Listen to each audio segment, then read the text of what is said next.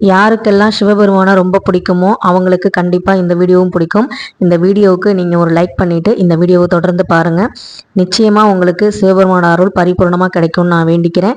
ரொம்ப சந்தோஷமாக நேற்று ஞாயிற்றுக்கிழமை எப்போவுமே அசைவம் சாப்பிட்ற ஞாயிற்றுக்கிழமையாலே அசைவங்கிற வீட்டில் சிவபெருமான் வந்ததுக்கப்புறம் பிரதோஷம் அப்படிங்கிறனால அசைவம் தவிர்க்கணும் அப்படின்னு சொல்லிட்டு விரதமாக இருந்து ஒரு நாள் விரதம் இருந்து அந்த பிரதோஷ காலம் முடிஞ்சதுக்கப்புறமா நான் ரொம்ப சந்தோஷமாக விரதத்தை நிறைவு செஞ்சேன்.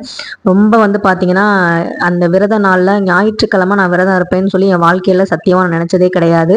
இதுக்கு எல்லாமே காரணம் நம்முடைய மன வலிமையை தாண்டி தெய்வ அருள் நமக்கு இருக்குது அப்படிங்கிறத நான் தினந்தோறும் பூஜை பண்ணும்போது உணர்றேன். நீங்கள் அது மாதிரி எத்தனை பேர் உணர்றீங்க மனசார அப்படிங்கிறத சொல்லுங்கள். இந்த வீடியோ பதிவில் நான் நாளைக்கு நடக்கக்கூடிய சந்திர கிரகணம் எப்போ வருது, அது மட்டும் இல்லாமல் சந்திர கிரகணத்தை போது நம்ம என்ன செய்யணும், சாமி கும்பிடணுமா, விளக்கு ஏற்றணுமா, அதுக்கப்புறம் என்ன செய்யணும் கிரகணம் முடிஞ்சதுக்கப்புறம், இந்த விஷயங்கள் எல்லாமே இந்த வீடியோவில் சொல்ல போகிறேன்.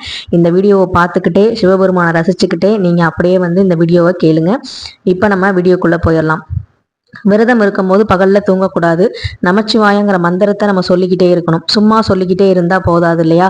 அதனால பூஜை அறையை கிளீன் பண்ணிக்கிட்டே நமச்சிவாயனை வரைஞ்சா என்ன, சிவலிங்கத்தை வரையலாமேன்னு சொல்லிட்டு ஒரு ஆசை வந்தது. இது நான் கார்த்திகை மாதம் கார்த்திகை தீபத்தன்னைக்கு எப்பவுமே சிவலிங்கம் வரைவேன் பூஜை அறையில. பிரதோஷத்துல இன்னைக்கு வரையலாம் அப்படின்னு சொல்லி ஒரு ஆசை வந்தது. ஏன்னா நம்ம விரதம் இருக்கோம், அதனால நம்ம சிவபெருமானை வரைவோம்னு சொல்லிட்டு நான் பூஜை அறையில வரைஞ்சேன். நிலைவாசல்ல பாத்தீங்கன்னா மா கோலம் போட்டு ரொம்ப நாள் ஆச்சு. அதுவும் போடணும்னு தோணுச்சு. இந்த மாதிரி நம்ம விரத சமயத்துல நம்ம கொஞ்சம் தண்ணியெல்லாம் குடிச்சிட்டு ஏதாவது ஒரு பழங்கள்லாம் எடுத்துட்டு நம்ம இல்லை பால் குடிச்சிட்டு நீங்க கொஞ்சம் பிரிஸ்கா இந்த மாதிரி வேலைகள்லாம் பார்த்தீங்க அப்படின்னா நேரம் போறதே நமக்கு தெரியாது. அதுவும் வீட்டில் யாருமே உங்களை டிஸ்டர்ப் பண்ணல அப்படின்னா ரொம்பவே நீங்க ரொம்ப ஸ்மூத்தாக உங்களுடைய விரதத்தை நீங்கள் கடைபிடிக்கலாம். அதில் ஒன்றுமே நமக்கு டிஸ்டர்பன்ஸே ஆகாது. இந்த மாக்கோளம் எப்படி இருக்குது அப்படின்னு கமெண்ட்டில் சொல்லுங்கள். அது மட்டும் இல்லாமல் இது எனக்கு திடீர்னு ஒரு ஆசை வந்தது. கைலாசம் நம்ம போனதே இல்லை. கைலாயநாதரை நம்ம பார்த்ததே இல்லையே. உலகத்திலே பார்த்தீங்கன்னா பெரிய மலை அப்படிங்கிறது அதுதான். அந்த மலையை பார்த்தீங்கன்னா நம்ம போய் பார்க்க முடியாது. அங்கே இருக்கிற மலையே பார்த்தீங்கன்னா ஒரு சிவலிங்க ரூபமாக தான் நமக்கு தரிசனம் கொடுப்பாங்க. சிவ தரிசனமாகவே அந்த மலையே காட்சி கொடுக்கும். அப்படிப்பட்ட அந்த பனி சூழ்ந்த அந்த மலையை அந்த லிங்கத்தை நம்ம நிறைய பேர் யூடியூப்ல பார்த்துருப்பீங்க. ஐஸ் கட்டினால பார்த்தீங்கன்னா லிங்கம் செஞ்சுருப்பாங்க. இதை பார்க்கும்போது எனக்குமே ரொம்ப ஆசையாக இருந்தது. மகா சிவராத்திரி அன்னைக்கு எனக்குமே செய்யணும்னு தோணுச்சு. ஆனால் செய்ய முடியல. அப்போ உடல் ஒத்துழைக்கல.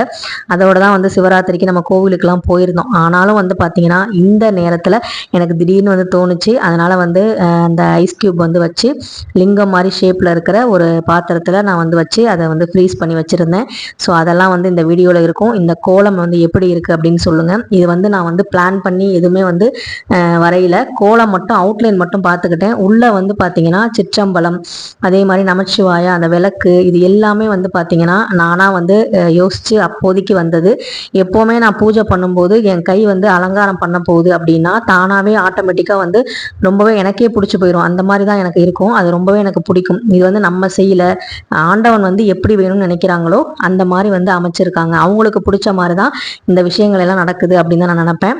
ஸோ நான் இன்னைக்கு மாசி மகத்தில் பார்த்தீங்கன்னா இந்த வீடியோ உங்கள்கிட்ட காமிக்கிறதுல ரொம்ப ரொம்ப சந்தோஷம். இன்னைக்கு சிவபெருமான், முருகன், விஷ்ணு பகவான், அம்பாள் இவங்க எல்லாருமே வழிபடக்கூடிய ஒரு உகந்த நாள். அதோட பார்த்தீங்கன்னா முன்னோர்கள் வழிபாடு, அதோட சேர்த்து நம்ம குலதெய்வ வழிபாடு, அப்புறம் நம்ம எப்போவுமே வணங்கக்கூடிய விநாயகர் பெருமான் வழிபாடு, அப்புறம் உங்கள் இஷ்ட தெய்வங்களோட எல்லா கடவுளையும் நீங்கள் இன்றைக்கி வணங்கலாம். நீங்கள் எந்த வேலையை இன்றைக்கி தொடங்கினாலுமே ரொம்ப ரொம்ப ஒரு சிறப்பு வாய்ந்த ஒரு நல்ல ஒரு முடிவு கிடைக்கும் அந்த வேலைக்கு. அது மட்டும் இல்லாமல் இன்னைக்கு பார்த்தீங்கன்னா காக்கைக்கு எள் சாதம்லாம் வைக்கிறது ரொம்பவே நல்லது அப்படின்னு சொன்னாங்க.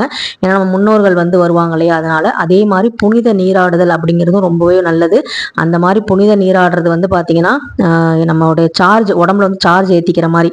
நம்ம வருஷத்துக்கு ஒரு தடவை இது மாதிரி போய் கடல்லையோ இல்லை ஆறு ஏரி குளங்கள்லையோ குளிக்கிறது, இல்லை எதுவுமே முடியாட்டி கூட நம்ம வீட்லேயே பார்த்தீங்கன்னா கங்கா ஸ்நானம் பண்ணுறது. அதாவது கங்கை, காவிரி இந்த மாதிரி நவ நதிகளை ஆவாகனம் செஞ்சு அதை நம்ம குளிக்கிற தண்ணியில் கலந்து நம்ம எனக்கு செஞ்ச பாவங்கள் எல்லாமே கரைஞ்சு போகணும், தெரியாத செய்த பாவங்களுக்கு மன்னித்தரணும்னு சொல்லி வேண்டிக்கிட்டு நம்ம உடலும் மனதும் ஆன்மாவும் தூய்மையாக இருக்கணும்னு சொல்லி தான் இந்த மாசி மகத்தன்னைக்கு நம்ம வேண்டிக்க போகிறோம். இதில் தாலி கயிறு மாற்றணும்னு நினைக்கிறவங்க நல்லெண்ணெய் நேரம் பார்த்து மாற்றிக்கலாம். ராகு காலம் யமகண்டம் இருக்கக்கூடாது. 12 மணிக்குள்ளே நீங்கள் வந்து மாற்றுறது நல்லது. அதோட மட்டும் இல்லாமல் கயிறு வந்து நல்லா இருக்குது அப்படிங்கும்போது நம்ம இதை மாசி மாதம் அன்றைக்கி மாற்றணுமேனு மாற்றாதீங்க. வருஷத்துக்கு ஒரு தடவையோ இல்லை 2 தடவையோ மாற்றுறதா நல்லது. மாங்கல்ய கயிறை அடிக்கடி வந்து நம்ம வந்து மாற்றக்கூடாது. ரொம்ப டேமேஜாக இருக்குது, இதை மாற்றியே ஆகணும்னா நம்ம மாசி மகத்தன்னைக்கு கண்டிப்பாக வந்து மாற்றிக்கலாம். அது ரொம்ப ரொம்ப நல்லது. நான் வந்து எனக்கு வந்து தாலி கயிறு நல்லா வந்து இருக்குது. அதனால் வந்து பார்த்திங்கன்னா நான் வந்து அதை மாற்றலை. ஸோ உங்களுக்கு வந்து எப்படி பெரியவங்க சொல்கிறாங்க, உங்கள் வீட்டு பெரியவங்க என்ன சொல்கிறாங்களோ அது மாதிரி நீங்கள் கேட்டுக்கோங்க. ஸோ நமக்கு வந்து பிரதோஷ வழிபாடு நேற்று நல்லபடியாக வந்து நான் நிறைவு செஞ்சேன். ரொம்ப சந்தோஷமாக இருந்தது.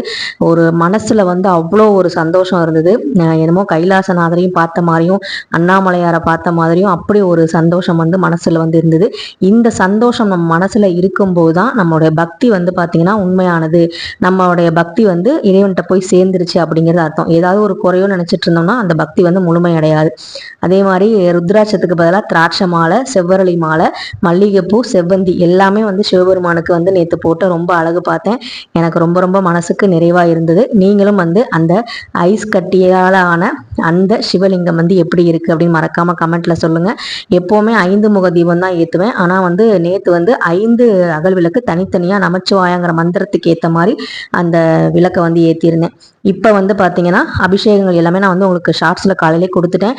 அதனால் வந்து அபிஷேகமும் சிறப்பாக பண்ணியாச்சு. ஏன்னா சிவபெருமான் வந்து அபிஷேக பிரியர். அதனால் அபிஷேகம் நல்லபடியாக பண்ணிவிட்டு ஜோதி டிவியில் திருவண்ணாமலை அந்த நந்தி அபிஷேகம் வந்து பார்த்தேன். ரொம்பவே மனசுக்கு திருப்தியாக இருந்தது.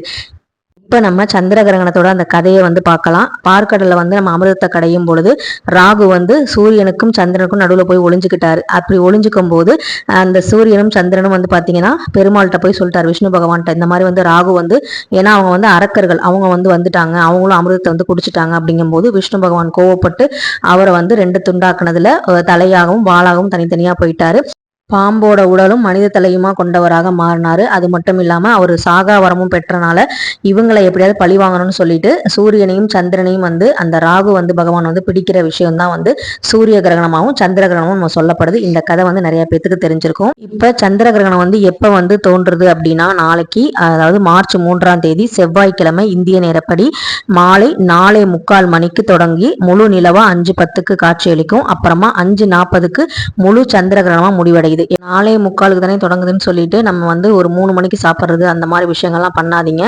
கிரகணத்தின் போது செய்யக்கூடியது எது அப்படின்னு பார்த்தீங்கன்னா இறை வழிபாடு செய்யலாம். அதுக்காக வந்து விளக்கேற்றுறது, பூஜை பண்ணுறது அந்த மாதிரி இல்லை. மந்திரங்களை வந்து நீங்கள் உச்சரிக்கலாம். ஒரு மந்திரத்தை நீங்கள் உச்சரிக்கும் போது கிரகணத்தின் போது அந்த மந்திரத்திற்குரிய பலன் வந்து உங்களுக்கு அதீதமாக கிடைக்கும். இப்போ சிறுவாபுரி பதிகமே நீங்கள் படிக்கிறீங்க அப்படின்னா அதனுடைய சக்தி வந்து பல மடங்கு நமக்கு வந்து கிடைக்கும். ஒரு முறை அந்த மந்திரத்தை சொன்னால் கூட 1000 முறை சொன்னதற்கு சமம். ஓம் நமச்சிவாயா, ஓம் சரவணபவா, இந்த மாதிரி நீங்கள் எந்த மந்திரத்தை வேணால் சொல்லலாம். அதே மாதிரி உணவுக்கு வந்து பாதுகாப்புக்காக நம்ம வந்து மாவு, பால் இதெல்லாம் வந்து பார்த்தீங்கன்னா அருகம்புல் இல்லைன்னா தர்பை புல், இது ரெண்டுல ஏதாவது ஒன்று போட்டு நீங்கள் வச்சுக்கலாம். இதனால வந்து கிரகணத்தோட பாதிப்பு வந்து நமக்கு இருக்காது. அதே மாதிரி கிரகணம் முடிஞ்ச உடனே நம்ம தான தர்மங்கள் செய்வது ரொம்பவே நல்லது. அது மட்டும் இல்லாமல் சாப்பிட்றது அப்படின்னா நீங்கள் 1 மணிக்கு முன்னாடியே சாப்பிட்டுக்கோங்க. அதுக்கப்புறம் தண்ணி கூட குடிக்கக்கூடாது. கர்ப்பிணிகளாக இருந்தால் உங்களுக்கு ஏற்ற மாதிரி நீங்கள் பார்த்துக்கோங்க. வெளியே வராதிங்க. கத்தி, இந்த மாதிரி பிளேடு, ஷார்ப்பான கூர்மையான ஆயுதங்கள் இதெல்லாம் வந்து எடுத்துக்காதீங்க கையில். நகம் வெட்டுறது, முடி வெட்டுறது இந்த மாதிரி விஷயங்கள்லாம் செய்யக்கூடாது. இப்போ நீங்கள் வெளியிலேயே போகிறீங்கன்னா வானத்தை வந்து வெறும் கண்ணாலெலாம் பார்க்காம, பிள்ளைங்கள்லாம் ஸ்கூல் விட்டு வருவாங்க, கூப்பிட போகணும், அந்த மாதிரி விஷயங்கள்லாம் இருக்கும்போது கொஞ்சம் பாதுகாப்பாக போயிட்டு வாங்க. அதே மாதிரி பயணம் வந்து ரொம்ப லாங் பயணம்லாம் நம்ம வந்து பண்ணக்கூடாது. கோவில் வழிபாடு வந்து செய்யக்கூடாது. ஏன்னா கோவில் வந்து சாத்தி தான் இருக்கும், நடை சாத்தி இருப்பாங்க. உணவு உட்கொள்ள வந்து கூடாது. அதே மாதிரி கிரகண நேரத்தில் வந்து பார்த்தீங்கன்னா தாம்பத்திய உறவு இந்த மாதிரி விஷயங்கள்லாம் பண்ணக்கூடாது. கிரகணம் முடிஞ்ச உடனே என்னென்ன செய்யணும் அப்படின்னா முதல்ல வந்து தலை ஸ்நானம் பண்ணிக்கணும். அதுக்கப்புறம் வந்து வீட்டை நல்லா தொடச்சி விட்டுணும். உப்பு, மஞ்சள், வேப்பிலை இதெல்லாம் கலந்த நீரை ஒரு வந்து தீர்த்தமாக நீங்கள் ரெடி பண்ணி அதை வந்து தெளிச்சு விடுங்க. கோவில் தரிசனம் எல்லா ராசிக்காரர்களும் செய்யலாம். ஏன்னா வந்து சில பேர் வந்து சொல்லுவாங்க, இந்த நட்சத்திரக்காரங்கள், இந்த ராசிக்காரங்களுக்கு வந்து நேரம் சரி இருக்காது, இவங்க போய் பரிகாரம் பண்ணிக்கோங்க. அப்படிலாம் இல்லை. எல்லாருமே வந்து கோவிலில் போய் வழிபாடு செய்யறது ரொம்பவே நல்லது. பௌர்ணமி நமக்கு இன்னைக்கு சாயங்காலம் 6:29 போல ஸ்டார்ட் ஆகுது. அப்படிங்கும்போது நீங்க இன்னைக்கு நைட்டே லட்சுமி குபேர பூஜை பண்றதுனா பண்ணிக்கோங்க. ஏன்னா நாளைக்கு செவ்வாய்க்கிழமை வந்து பாத்தீங்கன்னா 5:22 வரைக்கும் தான் நமக்கு வந்து பௌர்ணமி இருக்கு. அதுவும் இல்லாம கிரகண நேரம் வேற. அதனால நாளைக்கு நம்ம 1 மணிக்கு மேல சாமியை நம்ம கும்பிட மாட்டோம், பூஜைகள் எதுவும் பண்ண மாட்டோம். அதனால வந்து பௌர்ணமி பூஜை பண்றவங்க, சந்திர பகவானை வந்து வழிபாடு செய்யறவங்க, இவங்க எல்லாருமே திங்கக்கிழமை மாசி மகத்தன்னைக்கு இன்னைக்கு சாயங்காலமே வந்து பூஜை பண்ணிருங்க. நல்லபடியா வந்து எல்லாரும் இருக்கணும்னு சொல்லி வேண்டிக்குவோம். எல்லாமே நல்லபடியா நடக்கும். கிடைக்கும். இந்த மாசி மகத்தன்று நல்லதே நடக்கும். எந்த காரியங்கள் தொட்டாலும் தொடங்கும். லக்ஷ்மி குபேர பூஜை செய்யலாம், முன்னோர்கள் வழிபாடு செய்யலாம், நிறைய நல்ல நல்ல விஷயங்கள் வந்து தொடங்கலாம். புதிய தொழில் தொடங்குறது எல்லாமே வந்து பார்த்தீங்கன்னா இந்த நாளில் பண்ணுறது ரொம்பவே மகத்தானது. அதனால உங்களுக்கு என்ன விஷயங்கள் தோணுதோ, புதுசாக என்ன தொடங்கணும்னு தோணுதோ அதை கண்டிப்பாக செஞ்சு வாழ்க்கையில் எல்லா நலங்களும் வளங்களும் பெற்று நம்ம நல்லபடியாக வாழணும்னு சொல்லி வேண்டிக்கோங்க. எப்போவுமே வந்து சந்தோஷமே வந்து கொடுக்கணும்னு நம்ம வேண்டிக்காம எந்த ஒரு கஷ்டம் வந்தாலும் அந்த கடவுளோட துணையோட அந்த கவலைகளை எல்லாம் நம்ம தகர்த்தெறிட அந்த ஒரு அபார சக்தி நமக்கு வந்து கடவுள் எப்பவுமே கொடுக்கணும், மன தைரியத்தை கொடுக்கணும்னு சொல்லி வேண்டிக்கிட்டு இந்த வீடியோவை நிறைவு செய்கிறேன். இந்த வீடியோ பிடிச்சிருந்தா லைக் பண்ணுங்க, ஷேர் பண்ணுங்க, சப்ஸ்கிரைப் பண்ணுங்க. உங்க வேல்யூபிளான கமெண்ட்டை கண்டிப்பாக சொல்லுங்க. சிவபெருமானை பிடிச்சிருந்துச்சு அப்படின்னா ஓம் நம சிவாயங்கிற மந்திரத்தை எழுதுங்க. நன்றி.